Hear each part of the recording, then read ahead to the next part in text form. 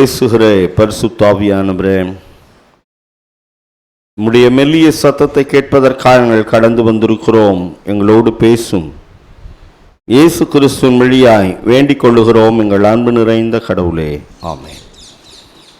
கிறிஸ்துவுக்குள் அன்பானவர்களே, கடவுளுடைய கிருபையினாலே 2024 ஆண்டை தொடங்கி 2024 ஆண்டினுடைய முதல் மாதத்தை நிறைவு செய்து 2ஆம் மாதத்தினுடைய முதல் ஞாயிற்றுக்கிழமையிலே ஆண்டவருடைய சமூகத்திற்கு நேராய் வந்திருக்கிற உங்கள் ஒவ்வொருவரையும் கிறிஸ்து இயேசுவின் திருப்பெயரிலே அன்போடு கூட வாழ்த்தி உங்கள் அனைவருக்கும் தோத்திரங்களை தெரிவித்துக் கொள்ளுகிறேன். கடவுள் உங்கள் ஒவ்வொருவரையும் அற்புத விதமாய், அதிசய விதமாய், நேர்த்தியாய், கிருபையாய், ஆனந்தமாய், மகிழ்ச்சியாய், நிறைவாய், சுகமாய், பலனாய், நேர்த்தியாய் வழிநடத்தி பாதுகாத்துக் கொள்வாராக. வழிபாட்டிலே இன்னும் நாம் முழுமையான சில அரேஞ்ச்மெண்ட்ஸ் நாம் இன்னும் முழுமையாக நாம் இன்னும் செய்யவில்லை. செய்து கொண்டே இருக்கிறோம். இதெல்லாம் ஒவ்வொரு முறையும் நம்முடைய 3 டிவி நம்ம வைத்திருந்தோம். 3 டிவியும் நடந்து போகிறவர்கள் கீழே தட்டி 3 டிவியும் உடைஞ்சிருச்சு. ஒவ்வொன்றும் விலை உயர்ந்தது. அதனால இப்போ ஸ்கிரீன் போலாமான்னு யோசித்து கொண்டு இருக்கிறோம். இன்னும் அடுத்த வாரத்தில் ஒருவேளை வாய்ப்புகள் இருந்தால் நாம் ஸ்கிரீன் போயிடுவோம். அதே மாதிரி இங்கேயும் ஒரு சின்ன ஸ்கிரீன் வைப்போம், பாடல்கள் நீங்கள் பாடுவதற்கு ஏதுகரமாக. ஆகவே திருச்சபை மக்கள் இந்த அசௌகரிய சூழலை நீங்கள் புரிந்து கொண்டு ஒத்துழைப்பு தரும்படி அன்போடு கூட கேட்டுக்கொள்ளுகிறேன். தொடர்ந்து நம்முடைய திருச்சபைக்காக, திருச்சபையினுடைய வழிபாட்டிற்காக நீங்கள் இறைவேண்டல் செய்யும்படியாய் அன்பாய் கேட்டுக்கொள்ளுகிறேன். இயற்கையை ரசிக்க வேண்டும் என்கின்ற ஆர்வத்திலே மனிதன் ஒருவன் அதிகாலையிலே அவன் புறப்பட்டு சென்றான். காலையில் அப்படியே நடந்து போய்கொண்டே இருக்கிறான். இயற்கை ஒவ்வொன்றையும் பார்க்கிறான், ரசிக்கிறான், அதனுடைய அழகை பார்த்து மெச்சிக்கொள்ளுகிறான். என்ன அழகு இறைவனின் படைப்பு! மலர்களை பார்க்கிறான், செடிகளை பார்க்கிறான், பழங்களை பார்க்கிறான், கொடிகளை பார்க்கிறான், அப்படியே ரசித்து கொண்டே போகிறான். போய்கொண்டே இருக்கிறான். மாலை வேளையாகிறது, இருட்டு நேரம் வந்துவிட்டது. நடந்து போறான், அப்படியே பார்த்துக்கினே போறான். ஒரு மலை மேல போயிட்டான். அப்படி போறான், சின்ன கால் அப்படி டப்புன்னு ஸ்லிப்பாய் கீழே விட்டான். கீழே போய்கொண்டே இருக்கிறான். என்ன செய்யறதுன்னே தெரியல அவனுக்கு. போய்கொண்டே இருக்கிறான். ஐயோ, காப்பாத்து காப்பாத்து காப்பாத்து. அப்படி போறான், ஒரு விழுது கிடைக்கிறது. அந்த விழுதை பிடிச்சிடறான். எப்படியே பிடிச்சிடறான். பிடிச்சிட்டு அப்படியே தொங்குறான். இருட்டு வேலை. என்னை காப்பாத்துறதுக்கு யாருமே இல்லையா, யாருமே இல்லையான்னு கேட்குறான். ஒரு குரல் கேட்கறது, நான் இருக்கிறேன், கையை விட்டுரு. இன்னையா நானே தப்பி பிழைச்சோன்னு ஒரு ஏதோடு பிடிச்சிட்டு இருக்கிறேன், கையை விட்டுருன்னு சொல்றேன். எப்படியா விட முடியும்? நான் விட்டேன்னா எங்க போவேன்? அதிபாதாளத்திற்கு சென்று விடுவேன். அவன் கடைசி வரை கையை விடவே இல்லை. கடவுள் சொல்றாரு, அவர் சொல்றது நிறைய நேரங்கள்ல நம்ம என்ன பண்றது இல்ல. இன்னைக்கு நமக்கு கொடுக்கப்பட்டு இருக்கிற தலைப்பு ஃபால் ஆஃப் கிரியேஷன், படைப்பின் வீழ்ச்சி, வீழ்நிலை. படைப்பு ஏன் விழுந்து போகிறது? விழுவதற்கான காரணம் என்ன? படைப்பு என்று சொல்லுகிற பொழுது நம்முடைய கண்களுக்கு முன்பாய் வருகிறதெல்லாம் என்னென்னலாம் வருது? கொஞ்சம் பேசுங்களேன். மரம், செடி, கொடி,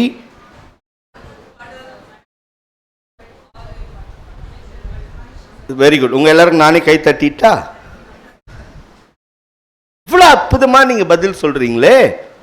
படைப்புன்னு சொல்லும் போதே நான் கூட கடவுள் படைப்பு தான் மறந்துட்டோம். We are all creation of God. அன்பான கடவுளுடைய பிள்ளைகளை, இந்த படைப்பு விழுவதற்கு நாமே காரணமாக இருக்கிறோம். பல நேரங்களிலே கடவுளின் படைப்பு, ஆய்வாளர்கள் சொல்லுகிறார்கள், கொரோனா காலகட்டத்திலே மட்டும் இயற்கையிலே பல மாற்றங்கள் ஏற்பட்டதாம். ஓசோன் படலத்திலே பல ஓட்டைகள், எத்தனையோ மில்லியன் ஓட்டைகள் அடைக்கப்பட்டது என்று சொல்லுகிறார்கள். புகை போலையா? என்ன புகை போல? குளோரோ கார்பன் என்று சொல்லப்படுகிற அந்த அமிலங்கள் அங்கு போய் பனிப்பாறைகளை அந்த ஓசோன் படலத்தில் ஓட்டை விழுகிறதுனாலே சூரியனுடைய கதிர்கள் நேரடியாக வருகிறது. அதனால் பனிப்பாறைகள் கரைகிறது. அதனால பல மாற்றங்கள் ஏற்படுகிறது, பல வியாதிகள் வருகிறது.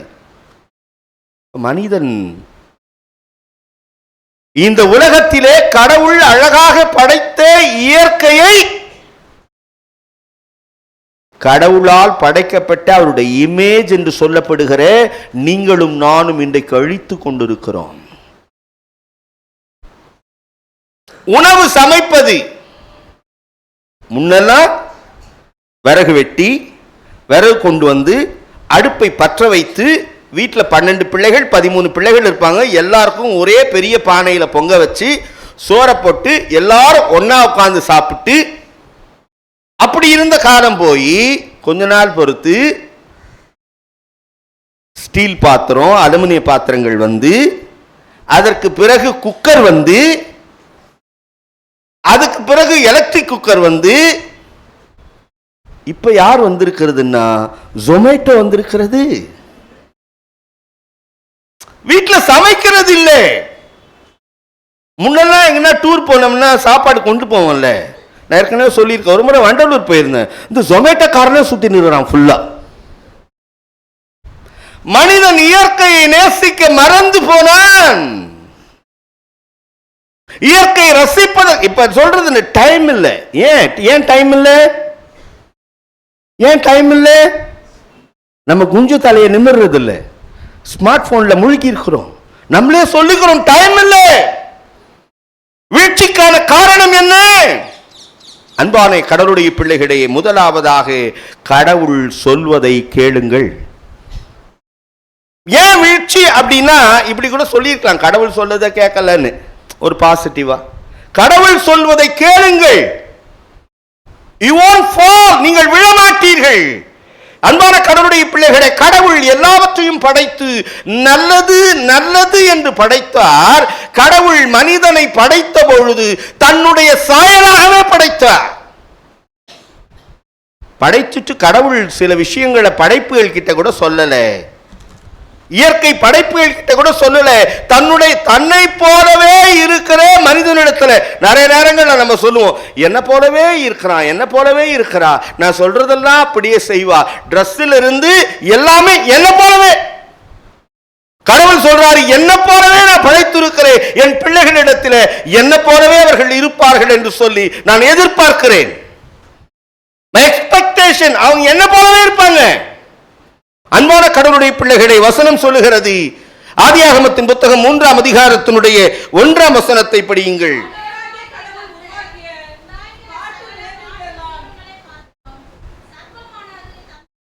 இனி கடவுளே சந்தோஷப்படுவார். பரவாயில்ல, விட்டு கொடுக்கிறாங்க.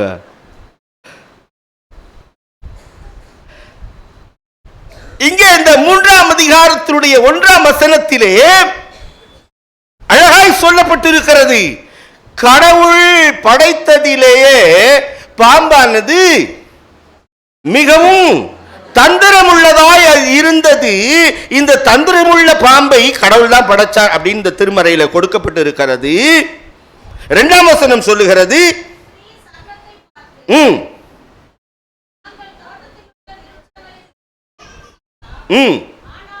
இங்க ஒரு சின்ன கான்வர்சேஷன் நீங்க நல்லா கவனிச்சீங்கன்னா, இந்த 1ஆம் வசனத்துல இந்த சர்ப்பமானது ஒரு கேள்வியை கேட்கிறாங்க. என்ன கேள்வி? கடவுள் தோட்டத்தில் இருக்கிற அந்த மரத்து பழத்தை சாப்பிடக்கூடாதுன்னு சொன்னாரா அப்படின்னு கேட்கல. இதுதான் கன்சியூமரைசேஷன், இதுதான் ஈர்ப்பு நிலை. இன்னைக்கு இருக்கிற அட்வர்டைஸ்மெண்ட் வழியாக மக்களை ஈர்த்து மக்களை ஏமாற்றி ஒட்டுமொத்த உலக பொருளாதார நிலையை ஒரு பக்கத்தில் வைக்கிறது. ரொம்ப ஈஸி. நீங்க 2 சவரன் தங்க நாணயம் வாங்கினால் 2 கிராம் வெள்ளி இலவசம். நம்ம மனசெல்லாம் நம்ம 2 சவரம் வாங்குறோமே, அது மேலேயே இருக்காது. அந்த நகைக்கடைக்கார மட்டும் அந்த வெள்ளி நாணயத்தையும் அந்த சின்ன பையும் தரலன்னா, 2 சவரம் வாங்கிட்டு அந்த சின்ன, நான் கேட்க மாட்டேன், நீங்க கேளுங்க.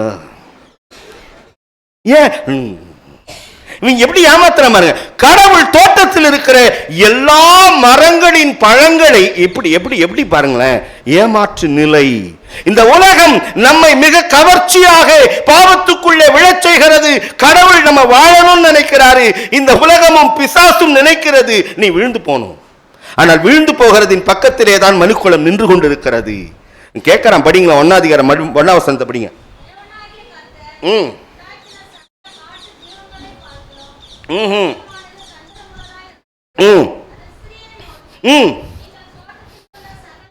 நல்லா நீங்க தோட்டத்தில் இருக்கிற சகல விருட்சங்களின் கனிகளை சாப்பிடக்கூடாதுன்னு கடவுள் சொன்னாரா?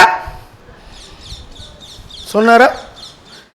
யார்கிட்டயாவது நம்ம முதல் முறை பேசணும்னா சில சில யுக்திகளை பயன்படுத்துவோம். என்னெல்லாம் யுக்தி பயன்படுத்துவோம்? உங்களை எங்கேயோ பார்த்த மாதிரியே இருக்குதே. இல்லையே, நான் கோயம்புத்தூர் ஆச்சே. இல்ல பார்த்துருக்கிறமே. அடுத்தது, உங்க ட்ரெஸ் ரொம்ப அழகா இருக்குது, நீங்க பார்க்கறதுக்கு ரொம்ப ஸ்மைலியா இருக்கீங்க. இங்க பாருங்களேன், பேச்சை தொடங்குகிற விதம் இருக்கிறது. இப்ப உடனே அவங்களுக்கு பதில் சொல்லணும்ல. 2ஆம் வசனம் 3ஆம் வசனம்.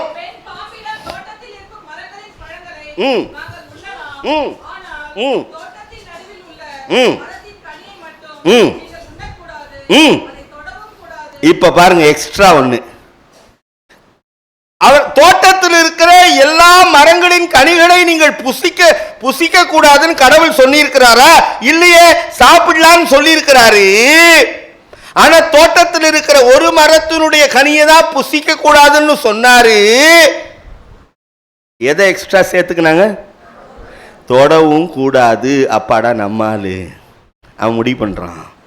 அன்பான கடவுளுடைய பிள்ளைகளே, ஏன் ஃபாலன், ஏன் வீழ்ச்சிக்கான காரணம் என்ன? கடவுள் சொன்னதை அவர்கள் கேட்கவில்லை. கடவுள் சொல்வதை நாம் கேட்கிற பொழுது, அன்பான கடவுளுடைய பிள்ளைகளே, கடவுள் என்ன சொன்னாரு? 2ஆம் அதிகாரத்தினுடைய 17ஆம் வசனம்.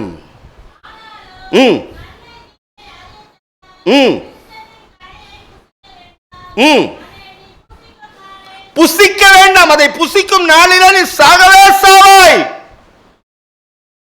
எது ரொம்ப நல்லா இருக்குது? வசனம் சொல்லுகிறது, 3ஆம் அதிகாரம் 4ஆம் வசனம்.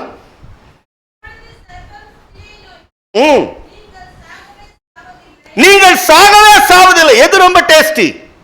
நீங்கள் செத்து போயிடுவீங்க. ஐயோ, நீங்கள் சாகவே சாக மாட்டீர்கள். ஒரு பழைய பாடல் எனக்கு நினைவுக்கு வருகிறது. சண்டே ஸ்கூல் பாட்டா யூத் பாட்டான்னு தெரியல.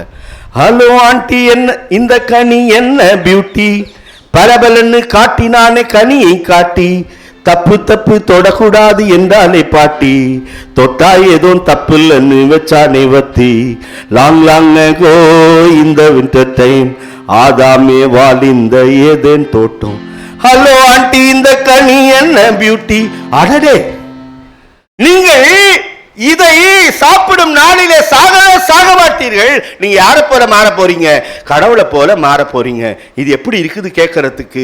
அன்பான கடவுளுடைய பிள்ளைகளே, சில விஷயங்கள் இந்த உலகத்தின் இச்சை, இந்த உலகத்தின் ஆசை, கடவுளுக்கு விருப்பமில்லாத செயல்கள் நம்மை ஈர்த்து கொண்டே இருக்கிறது. நம்முடைய பிள்ளைகளை ஈர்த்து கொண்டிருக்கிறது, நம்மை ஈர்க்கிறது, நம் குடும்பத்தை ஈர்க்கிறது. இன்னைக்கு வீழ்நிலைக்கான காரணம் என்ன தெரியாமலே இருக்கிறோம். கடவுள் சொல்றதை கேட்கறது இல்லை. இன்னைக்கு சர்ச்சுக்கு வரும்பொழுது கூட we are not bringing the Bible. Bible கொண்டு வர்றதில்லை. பிள்ளைகளை பார்த்து சொல்றோம், பைபிள் எடுத்துன்னு போனியா? அவன் திருப்பி நம்மளை பார்த்து, நீ எடுத்துன்னு போனியா? பைபிள் படி. காலை எழுந்து நம்ம படிக்கிறோமா? மாடல். வீழ்நிலைக்கான காரணம் என்ன? கடவுள் அழகான ஒரு மாடலை கொடுத்தார். அந்த மாடலை அவன் மறந்து நீங்கள் சாகவே சாக மாட்டீர்கள். இதை புசிக்கும் நாளிலே உங்கள் கண்கள் திறக்கப்படும். நீங்கள் கடவுளை போல நன்மை தீமை அறிவீர்கள். ரொம்ப நல்லா இருக்குது கேட்கறதுக்கு. அன்பான கடவுளுடைய பிள்ளைகளே, வசனம் சொல்லுகிறது, கடவுளின் பேச்சை அவர்கள் கேட்க மறந்தார்கள். 8ஆம் வசனம் சொல்லுகிறது,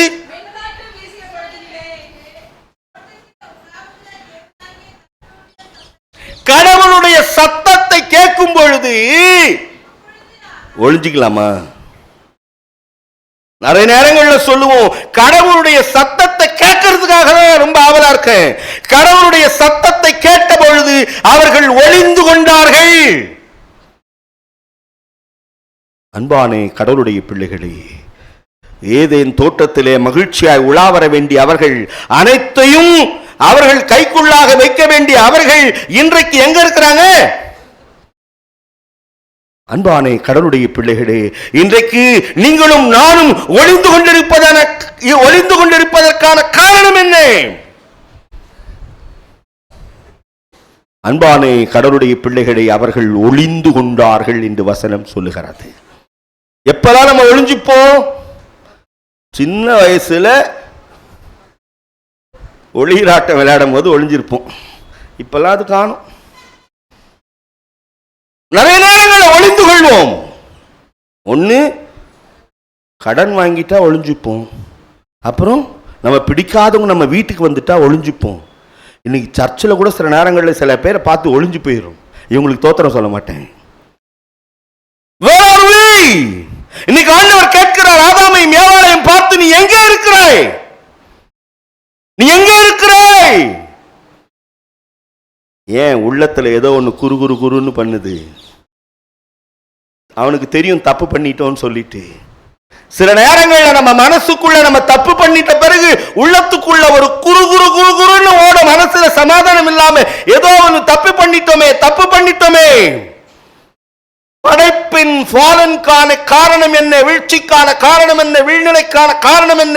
யாரும் தெரியாமல் நாம் செய்த பாவம் சில நேரங்களில் அப்படியே போட்டு குத்தும். அவர்களை குத்தினது வசனம் சொல்லுகிறது. 3ஆம் அதிகாரத்தினுடைய 9ஆம் வசனம். நீ எங்க இருக்கிறாய்? எங்கம்மா இருக்கிற? 10ஆம் வசனம் சொல்லுகிறது.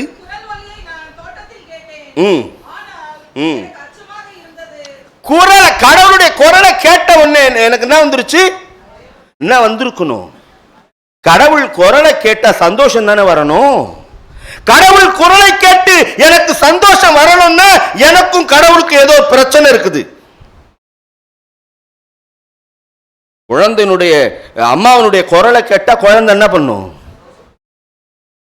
சில நேரங்களில் வயதான பிறகு அப்பா அம்மாவுடைய குரல் சில பேருக்கு கோபமாய் மாறுகிறது. எப்ப சாவன்னு தெரியல. இது சில பேருடைய குரலை கேட்கும் பொழுது அருவருப்பா போனை வச்சுரு. சில பேர்கிட்ட நீண்ட நேரம் பேசுவோம். இங்கே இவர்கள் சொல்லுகிறார்கள், உங்க குரலை கேட்டவனே பயம் வந்துருச்சுயா. படிங்க.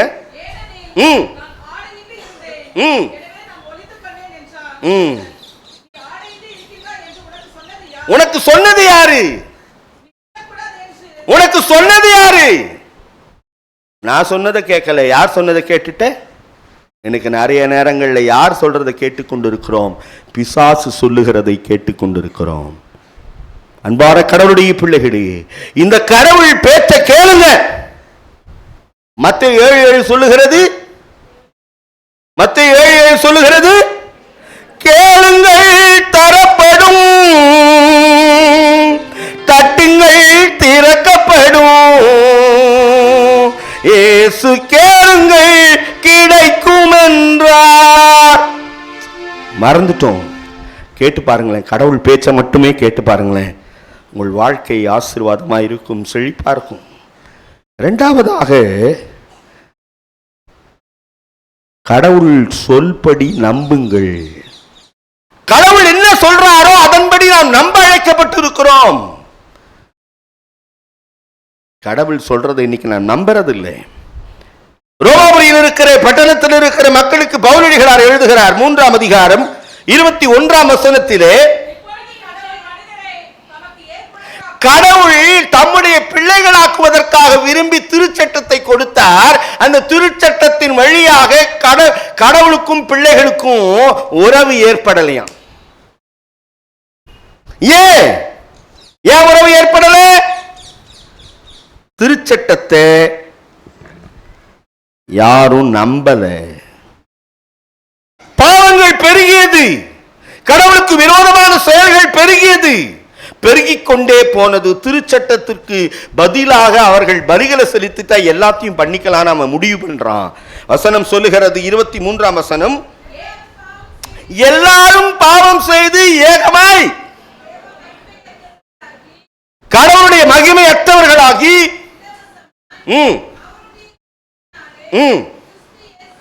இப்போ மனிதன் மறந்து போனான். எல்லாரும் பாவம் செய்து ஏகமாய் கெட்டு போனார்கள். கடவுளுடைய மகிமையை இழந்து போனான். கடவுளின் சாயலில் படைக்கப்பட்ட படைப்பின் மகிமை, ஆண்டவருடைய மகிமை நம்ம முகத்துல தெரியணுமா? மகிமை இழந்ததற்கான காரணம் என்னவென்று சொன்னால், இன்றைக்கும் படிக்க கேட்ட சங்கீத புத்தகத்தை நீங்கள் பார்க்கின்ற பொழுது அதை தான் கோடிட்டு காட்டுகிறார் பவுல் எழுதுகிறார். 3ஆம் அதிகாரம் 10ஆம் வசனம் 11, 12, 13 படிங்களேன். ரோமர் 3, 10, 11, 12, 13. அந்தபடியே நீதிமான் ஒருவனும் இல்லை,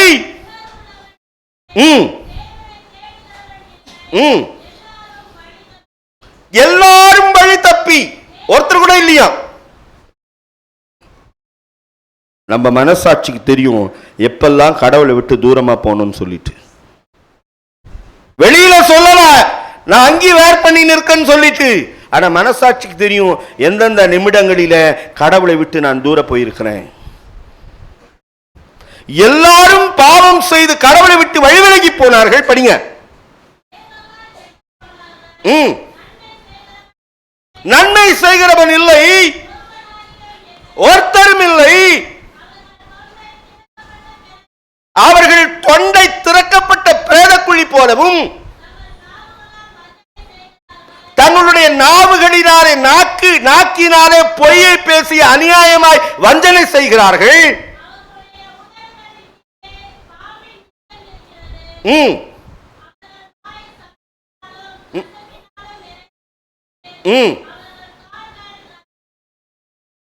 ரொம்ப தைரியமா பாவத்தை செய்யறதுக்கு அப்படியே துணிந்து போகிறார்கள்.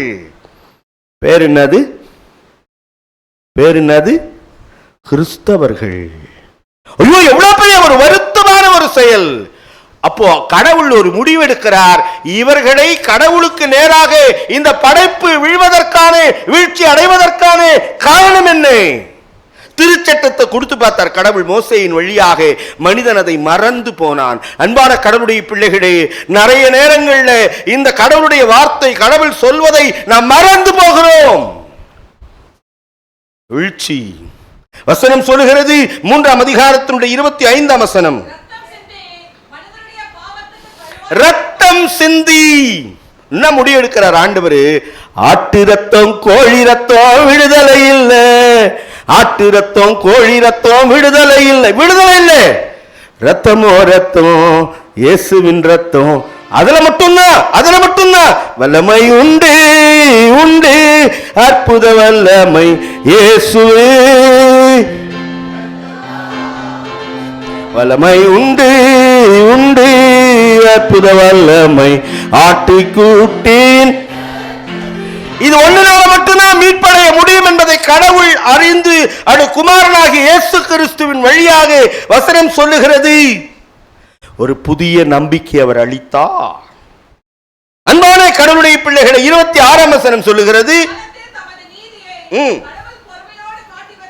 பொறுமையோடு காட்டி. முன்னால வசனம் சொல்லுது, கடவுள் ரொம்ப பாவம் செஞ்ச பொழுது ரொம்ப பொறுமையாவே இருந்தாராம். ரொம்ப பொறுமையாவே இருந்தார். நம்ம சொல்லுவோம், இன்னும் கூட எனக்கு இன்னும் தண்டனை வரலையே மனசாட்சிக்குள்ள, இவ்வளவு பாவம் செஞ்சு கூட. கடவுளுக்கு தெரியும், கடவுளுக்கு தெரியும், நம்ம மனசாட்சிக்கு தெரியும் எந்த இடத்துல நாம் விழுந்திருக்கிறோம் என்று சொல்லி. ஒரு மனிதன் இருட்டிலே தன்னுடைய பணத்தை தொலைத்தான். அவன் ஓடி வந்து தேடுகிறான், தேடிக்கொண்டிருக்கிறான். அப்ப கேட்குறாங்க, எந்த இடத்துலப்பா பணத்தை தொலைச்ச? அதோ அந்த இடத்துல. ஏன் இங்கே வந்து வெளிச்சத்தில் தேடின்னு இருக்கிற? அங்கே இருட்டாக இருக்குது, இங்கே வெளிச்சமாக இருந்தனால வெளிச்சத்தில் வந்து தேடுறேன். தொலைத்த இடத்திலே தான் நாம் தேட வேண்டும். எங்கு விழுந்தாயோ அங்குதான், அங்கிருந்து தான் எழுந்திருக்க வேண்டும். வேண்டும். அந்த ஆற்றல் இயேசு கிறிஸ்துவின் ரத்தத்தினாலே நமக்கு கொடுக்கப்பட்டிருக்கிறது. வசனத்தை முடிங்க 26. இயேசு கிறிஸ்துவின் மீது விசுவாசம் வைப்போரை தம்முடைய பிள்ளைகளாக மாற்றுகிறார். அவருக்கு ஏற்புடையவர்களாக. எனக்கும் அவங்களுக்கும் பொருந்தாது, எனக்கும் அவங்களுக்கும் கொஞ்சம் கூட செட் ஆகாது. நிறைய வீட்டில் மாமியார் மருமகள் பேசிக் கொள்ளுகிற விஷயங்கள் நிறைய நேரங்கள் எனக்கும் அவங்களுக்கும் செட் ஆகாது. கொஞ்சம் பேசி நீங்களே சொல்லிடுங்களேன் இந்த விஷயத்தை. இல்லை நான் பேசுறது இல்லை. எங்க பேசுறது இல்லை? நீங்களும் நானும் யாரு? கிறிஸ்தவர்கள். ஏன் ஃபாலன்? ஃபாலன்ல இருந்து நம்ம எழுந்திருக்கணும்னா முதல்ல கடவுள் சொல்வதை கேளுங்கள், இரண்டாவது கடவுள் சொல்வதை நம்புங்கள், மூன்றாவதாக டைம் 9:26.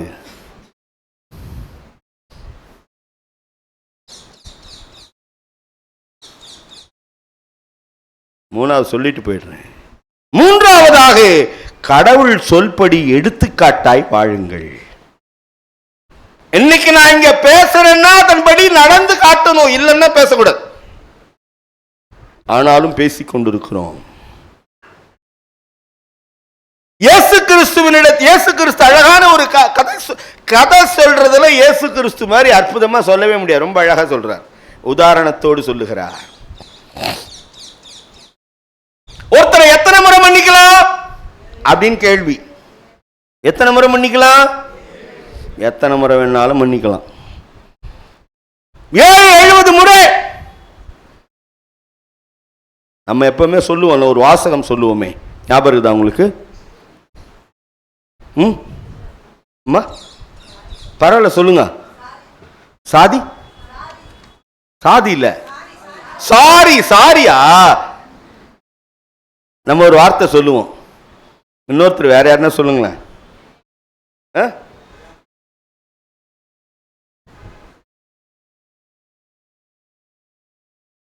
செத்தா கூட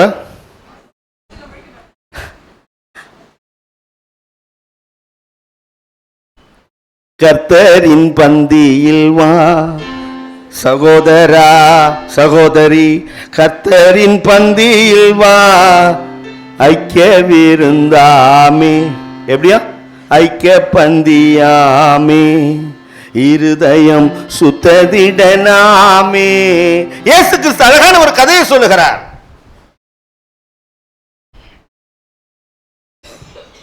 முடிச்சிடுறேன் இன்னும் 3 நிமிஷத்துல. இவர் முடிக்க மாட்டார், 3 நிமிஷம் தான் சொல்லுவாரு. இல்ல உண்மையா முடிச்சிடுறேன். வசனம் சொல்லுகிறது 18ஆம் அதிகாரத்தினுடைய 23 இயேசு ஒரு கதை சொல்றார். என்ன கதை சொல்றாரு அப்படின்னா, ஒரு ராஜா ஒருத்தர் இருந்தார், ஒரு தலைவன் ஒருத்தர் இருந்தாரு, அவர் கீழே ஒருத்தர் வேலை செஞ்சுன்னு இருந்தாரு. அவரு எவ்வளவு கடன் கொடுக்கணும்? 10 தாலந்து கடன் கொடுக்கணும். ஒரு தாலந்து எவ்வளவா? 40-41 கிலோ இருக்குமா. அப்ப 10 தாலந்து இன்டு 10 கணக்கு போட்டுக்குங்க. 10 தாலந்து கடன் கொடுக்கணும். அவன் அவர் ரொம்ப கோபமா இருக்கிறார். அவன் சொல்றான், நான் ரொம்ப கஷ்டப்படுறேன் ஐயா, என்னை நீங்க தான் காப்பாற்றணும். காலில் விழுறான், ஐயா மன்னிச்சுட்டேன்பா உன்னை. இவன் வெளியே வரான். வெளியே வந்தோடனே இவனுக்கு கீழே ஒருத்தன் 100 தெனாரியம் கணக்கு கொடுக்கணும். 1 தெனாரியம் என்பது ஒரு நாள் கூலி ரோம வெள்ளி நாணயம். 100 தெனாரியம் தாளந்து பெருசு, 100 தெனாரியம் கொடுக்கணும். இவன் சொல்றான், ஐயா நான் ரொம்ப கஷ்டப்படுறேன் ஐயா, இவனை சிறையில் அடையுங்கள், எனக்கு மன்னிப்பு வேணும், எனக்கு நல்லது நடக்கணும். அதான் ஆண்டவராகிய இயேசு கிறிஸ்து ஜெபத்தை கற்றுக் கொடுக்கும் பொழுது கற்றுக் கொடுக்கிறார். என்ன கற்றுக் கொடுக்கிறாரு? எங்கள் கடனாளிகளை நாங்கள் மன்னிக்கிறது போல. நான் மன்னிக்கலன்னா அப்ப ஏன் விஷயம் மன்னிக்கப்படாது? ஆண்டவர் சொல்லுகிறார், மிக அழகாய் சொல்லுகிறார். 35ஆம் வசனம்.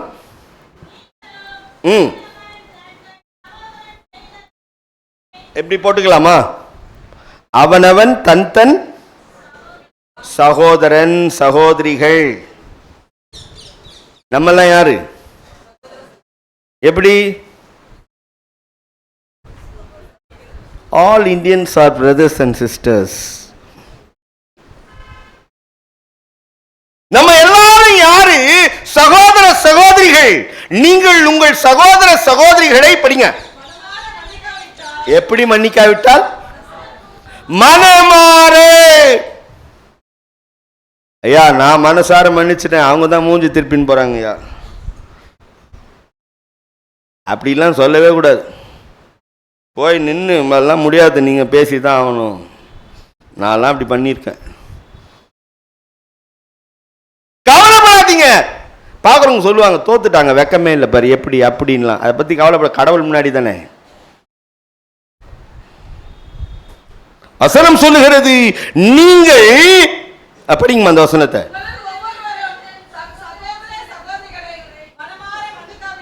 மனமாற மன்னிக்காவிட்டால் எப்படி? எப்படி? ஒரே ஒரு ஆள் தான் பேசுறாங்க, அவங்க அப்படித்தாங்க பேசிக்கினே இருப்பாங்க, நீங்க சொல்லுவீங்க. நான் பேசுறது இல்லை, கடவுள் உங்கள் இருதயத்திலே பேசுவாரானால், கடவுள் உங்கள் இருதய கதவை தொடுவாரானால் இன்னைக்கே போய் பேசுங்க, இன்னைக்கே போய் ஒப்புரவாகுங்கள். சகோதர சகோதரிடத்தில் இன்னைக்கு பிரிவினை எது? எதனா போட்டோம் போ, சொத்தா பணமா எடுத்துக்கோ. எல்லாத்துக்கும் மேல, எல்லாத்துக்கும் மேல சொல்லுங்களேன், எல்லாத்துக்கும் மேல நானுன்னு ஒண்ணு நிக்குது. உன்னையே வெறுத்து விட்டா ஊழியம் செய்திடலா,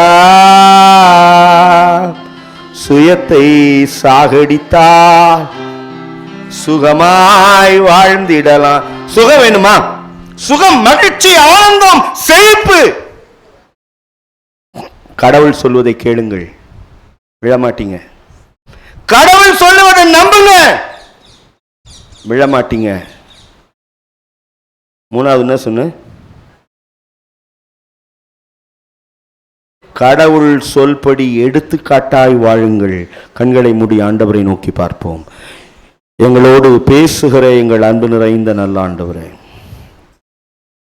உம்முடைய வார்த்தை கேட்பதற்காக நாங்கள் கடந்து வந்திருக்கிறோம். எங்களோடு பேசினீர், அதற்காக நன்றி. இயேசு கிறிஸ்துவின் வழியாய் வேண்டிக் கொள்ளுகிறோம் எங்கள் அன்பின் கடவுளே, ஆமேன்.